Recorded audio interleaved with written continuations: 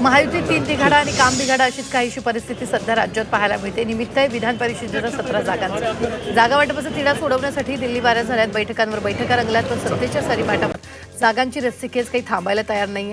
एकमेकांना सहाय्य करू म्हणणारे महायुतीचे नेते आता जागांसाठी एकमेकांसमोर दंड ठोपाटून उभे टाकले.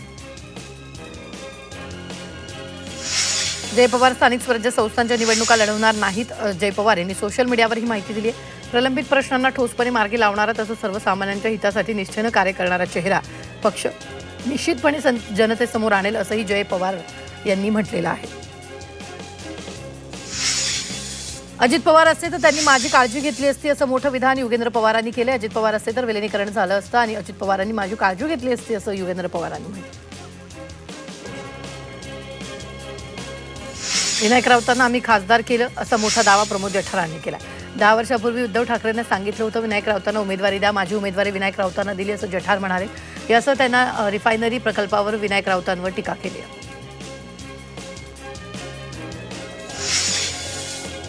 अखिल भारतीय मराठी चित्रपट महामंडळाच्या आगामी निवडणुकीतून एक मोठी आणि धक्कादायक बातमी आहे. ती म्हणजे मंत्री उदय सामंत यांच्या पत्नी नीलम शिर्के यांनी या निवडणुकीतून आपली उमेदवारी मागे घेण्याचा निर्णय घेतला आहे.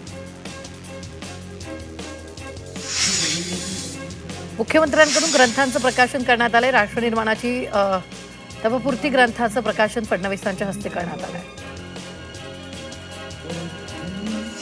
मोदींचा 12 वर्षातला कार्यकाळ थक्क करणारा आहे. देशात परिवर्तन कसं होऊ शकतं हे दिसलं. मुख्यमंत्री देवेंद्र फडणवीसांनी भाष्य केलंय. 10 वर्षात 3 पटीने जीडीपी वाढला. 25 कोटी लोकांना गरिबीतून बाहेर काढलं. लवकरच तिसरी मोठी अर्थव्यवस्था बनवू असा विश्वास देवेंद्र फडणवीसांनी व्यक्त केला. वाढवण बंदर आपल्याला 30 वर्ष पुढे घेऊन जाईल. वाढवण बंदर जेएनपीटीपेक्षा 3 पट मोठं असेल असं विधान देवेंद्र फडणवीसांनी केलं. मुंबई महानगरपालिकेतील लोकप्रतिनिधी आणि प्रशासन यांच्यातील नाराजी नाट्य अधिकच चिघळलंय. सिद्धिविनायक मंदिर सुशोभीकरण भूमिपूजन सोहळ्याच्या निमंत्रण पत्रिकेत मुख्यमंत्री आणि उपमुख्यमंत्र्यांची नावं असताना महापालिकेच्या सर्वोच्च पदावर असलेल्या महापौर आणि उपमहापौरांनाच डावलण्यात आल्यानं नवा वाद निर्माण झालाय. शिवसेनेचे उपमहापौर संजय खाडे यांनी थेट पालिका आयुक्त अश्विनी भिडे यांना पत्र लिहून आपली तीव्र नाराजी व्यक्त केली आहे. कॉक्रोच जनता पार्टीशी संबंधित व्यक्तीच्या हालचालीची सीबीआय चौकशी करण्याच्या मागणीवरील याचिकेवर तातडीने सुनावणी घेण्यास सुप्रीम कोर्टानं नकार दिला. न्यायपालिकेची प्रतिमा खराब होते असा दावा याचिकाकर्त्याच्या वकिलांनी केला. मात्र यावर इतकं भावनिक होण्याची गरज नाही अशी टिप्पणी न्यायालयानं केली. सोशल मीडियावर प्रचंड व्हायरल झालेल्या कॉक्रोच जनता पार्टीचे संस्थापक अभिजित दिपके यांनी आता केंद्र सरकारच्या कारवाईविरोधात थेट दिल्ली उच्च न्यायालयात धाव घेतली. अकाउंट बंद करण्याआधी पक्षाचं इंस्टाग्राम आणि एक्स अकाउंट हॅक करण्यात आलं होतं असा दावा दिपकेंनी केला. राष्ट्रवादी शरदचंद्र पवार पक्षाच्या वतीनं कॉक्रोच आंदोलन करण्यात आलं. तरुण आंदोलनात सहभागी झाले. आंदोलन ठाण्यातील मासुंदा तलाव इथं करण्यात आलं. नीट पेपरफुटी प्रकरणी कोर्टानं केंद्र सरकारला शिक्षण मंत्र्याला नोटीस बजावली. आपण अजूनही धडा शिकलेलो नाही. नीट गोंधळावर सुप्रीम कोर्टानं भाष्य केलं आहे. नीट परीक्षेतील गोंधळावर मुख्यमंत्री फडणवीसांनी प्रतिक्रिया दिली. काही लोकांकडून नीटमध्ये मिठाचा खडा टाकला जातो. पेपरफुटी प्रकरणात कुणालाही सोडणार नाही असा इशारा फडणवीसांनी दिला. मागील 11 दिवसातच पेट्रोल डिझेलच्या किमतीत 8 रुपये प्रति लिटरनं वाढलेल्या आहेत. इराण युद्धाच्या नावाखाली केलेली ही दरवाढ आधीच महागाईनं पिसलेल्या जनतेच्या जखमेवर मीठ चोळणारी असा काँग्रेसचा आरोप आहे. तर ही दरवाढ सर्वसामान्य जनतेच्या खिशावर दरोडा टाकणारी असून सरकारनं तात्काळ मागे घ्यावी ही मागणी काँग्रेसनं केली. ठाणे जिल्ह्यात बेकायदेशीर डिझेल वाहतुकीवर धडक कारवाई करण्यात आली. या कारवाईत तब्बल 87,76,000 रुपयाचा मुद्देमाल हस्तगत करण्यात आला. या प्रकरणी एकूण 10 आरोपींविरुद्ध विविध गुन्हे दाखल करण्यात आले.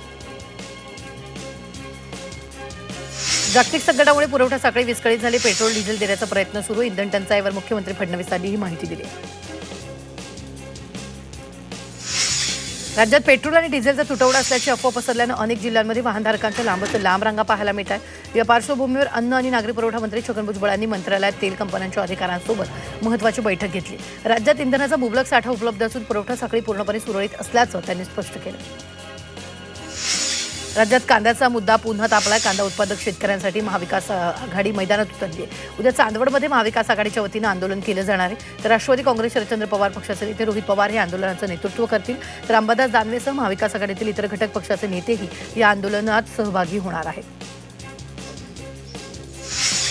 मीरा रोडमध्ये आगामी बकरी ईदच्या पार्श्वभूमीवर पोलिसांनी एका खासगी गृहनिर्माण सोसायटीमध्ये रूट मार्च आयोजित केला. कोणीही नियम मोडू नये आणि सोसायटीमध्ये कुर्बानीचे प्राणी आणू नये याची खात्री करण्यासाठी रूट मार्च आयोजित करण्यात आला. राज्यातील रस्ते अपघात मृत्यूदरात सलग तिसऱ्या महिन्यात 8% घट झाली. सुरक्षित प्रवासासाठी परिवहन विभागाने राबवलेल्या विविध उपाययोजनांना यश मिळाले. जानेवारी ते एप्रिल 2026 या कालावधीत अपघाती मृत्यूच्या संख्येत मागील वर्षाच्या तुलनेत लक्षणीय घट झाली आहे. एसटी महामंडळाच्या मुख्य सुरक्षा आणि दक्षता अधिकारीपदी IPS प्रियंका नारनवरे रुजू झाल्यात. महामंडळाच्या मुख्यालयात त्यांनी अधिकृतपणे पदभार स्वीकारला. मुंबईच्या खेळाडूंमध्ये ऑलिम्पिक स्पर्धांमध्ये तिरंगा फडकवण्याची क्षमता आहे. मुंबई महापौर चषक पॉवर लिफ्टिंग स्पर्धा 2026 पारितोषिक वितरण सोहळ्यात मुंबईच्या महापौर रितू तावडे यांनी भाष्य केले. विविध स्पर्धा मिळून आता एकूण 5 कोटी रुपयांमध्ये वाढ करण्यात आली अशी घोषणाही महापौरांनी यावेळी केली आहे. स्थायी समिती सदस्यांनी पूर्व उपनगरांना प्रत्यक्ष भेट देत पाहणी केली. मिठी नदी नाले स्वच्छतेसाठी युद्धपातळीवर मोहीम राबवा. नाल्यांच्या प्रवाहातील अडथळे तातडीने हटवावेत. स्थायी समिती अध्यक्ष प्रभाकर शिंदे यांनी हे निर्देश दिले. सिडकोच्या घरांच्या सोडतीला पुन्हा एकदा विलंबाचा फटका बसला. विधान परिषद निवडणुकांच्या आचारसंहितेमुळे 21 मे रोजी होणारी सोडत अखेर पुढे ढकलण्यात आली. त्यामुळे 19,000 अर्जदारांची प्रतीक्षा आणखी लांबलेली आहे. देशातील वाढत्या इंधन दरवाढीचे आणि इंधन टंचाईचं संकट आता थेट शालेय विद्यार्थ्यांच्या दारापर्यंत पोहोचले. राज्यातील school and company bus honours असोसिएशननं नव्या 17 स्कूल बसच्या शुल्कात मोठी वाढ करण्याचे संकेत दिले. वाढत्या खर्चामुळे बस चालवणं कठीण झालं. मुंबई विद्यापीठाच्या पाली विभागात विविध अभ्यासक्रमांसाठी प्रवेश सुरू झालाय. पाली भाषा, बौद्ध तत्वज्ञान, भारतीय संस्कृती, विपश्यना, बौद्ध कला आणि पर्यटन क्षेत्रात करिअर घडवू इच्छिणाऱ्या विद्यार्थ्यांसाठी ही महत्त्वपूर्ण संधी उपलब्ध करून देण्यात आली.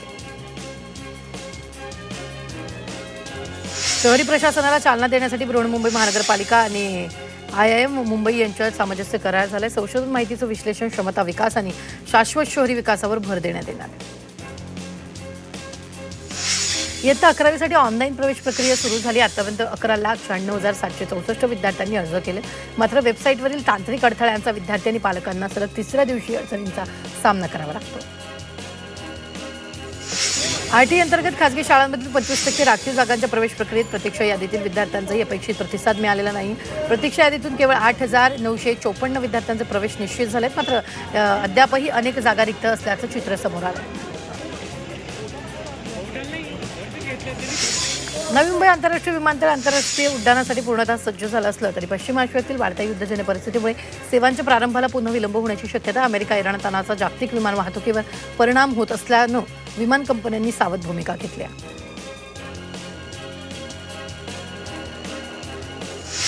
वांद्रे पूर्वेतील गरीबनगर परिसरात पश्चिम रेल्वेकडून राबवण्यात आलेली विशेष अतिक्रमण हटाव मोहीम पूर्ण झाली. त्यामुळे आता रेल्वे प्रशासनाकडून या जागेचं काँक्रिटीकरण करण्याचं काम सुरू करण्यात आलं. पुन्हा अतिक्रमण होऊ नये यासाठी फेन्सिंगसह सिमेंटचे लोखंडी खांब उभारण्याचं काम सुरू. उन्हाळी हंगामातील सर्वात उंच दिवसांचा कालावधी मानल्या जाणाऱ्या 9 तापाची आजपासून सुरुवात झाली आहे. सूर्य रोहिणी नक्षत्रात प्रवेश करणार असल्यामुळे सूर्यकिरण थेट पृथ्वीवर पडणार आहेत. 2 जूनपर्यंत तीव्र उष्णतेचे चटके बसणार आहेत. राज्यातील अनेक भागाचा पारा 45 ते 47 अंशाच्या पातळीवर राहण्याची शक्यता आहे. मुंबई उपनगरात पावसाच्या हलके सरी कोसळल्यात. पूर्व उपनगरातील मुलुंड, भांडूप, विक्रोळी परिसरात पहाटेच्या सुमारास हलका पाऊस पडल्यानं वातावरणात थोडासा गारवा निर्माण झाला. मात्र इतर मुंबई शहरात उकाडा जाणवतोय.